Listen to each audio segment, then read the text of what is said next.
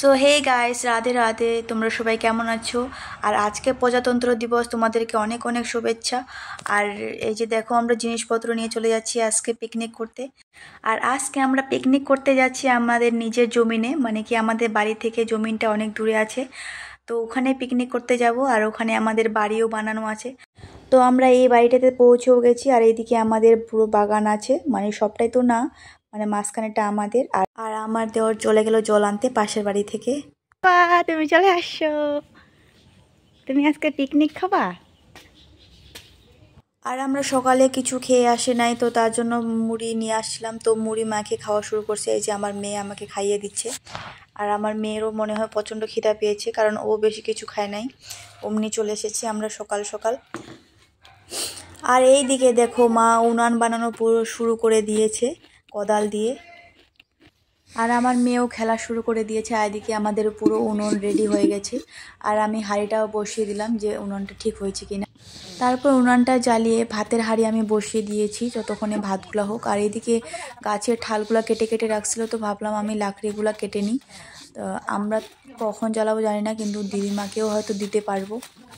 আর লাকড়ি কাটতে আমাকে বেশ ভালোই লাগে। বাবার বাড়িতে থাকতে বেশিরভাগের লাকড়ি আমি মাকে এনে দিতাম। বাইরের কাজ করতে আমাকে ভীষণ ভালো লাগে। তো এদিকে মা বলতেছে লাকড়িগুলো থাক, কাটতে হবে না, তুই রান্না কর। তো তার জন্য আমি এগুলো ছেড়ে চলে গেলাম রান্না করতে। তো দেখো, আমি বাঁধাকপির পকোড়ি বানাইছি, আর এদিকে বেগুন ভাজাও বসিয়ে দিয়েছি। আর আমার লাকড়িগুলো কাটতে কাটতে মা পাঁপড়ও ভেজে নিয়েছিল। আর এদিকে আমার দিদিমাও চলে এসেছে। আর আজকে মা আর দিদিমার নিরামিষ, তো তার জন্য প্রথমে সব নিরামিষ তরকারি রান্না করে নিলাম। শেষে আমি আমাদের চিকেনটা রান্না করব।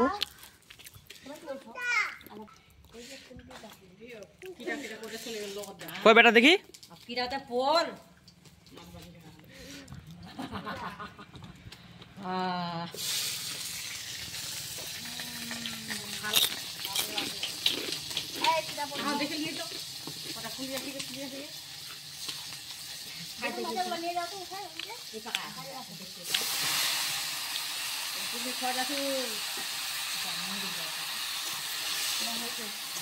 তো মার নিরামিষ তরকারি রান্না করার পর আমি আমাদের চিকেনটা বসিয়ে দিয়েছি। আর সেল নোড়া নাই দেখে আমি রসুনগুলো থেতো করতে পারি নাই, তো অমনি গোটা গোটা দিয়ে দিয়েছি। আর উনানটা বারবার শুধু নিভে যাচ্ছিল, কারণ কি এদিক থেকে খুবই হাওয়া আসতেছিল, তার জন্য একটু সমস্যা হচ্ছিল। আর পুরো মানে আগুনের তাপটা পুরো মুখের দিকেই আসতেছিল। আর এদিকে আমার হাজব্যান্ড চলে এসেছে। তো আসার পর বললাম তুমি উনানটাকে একটু দেখো।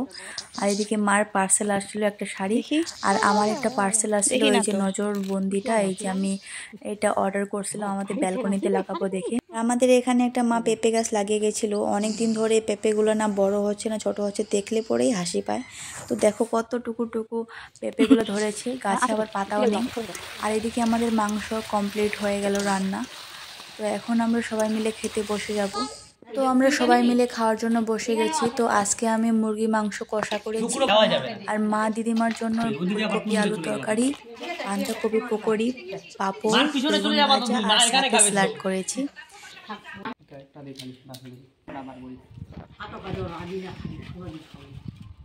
অত বড় লেগ পিসটা খেতে পারবা?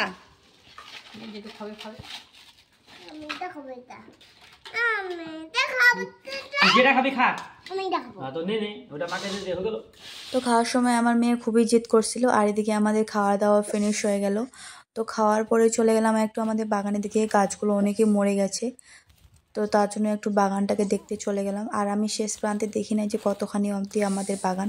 তো আমার হাজব্যান্ড বললো চলো দেখে আসি। আর এই যে দেখো, বাগান থেকে আমি তিতা শাকও নিয়ে নিয়েছি। তো আমার হাজব্যান্ড আগে আগে গিয়ে আমাদের জন্য একটা টোটো পাঠিয়ে দিয়েছে। তো এখন আমরা চলে যাব বাড়ি।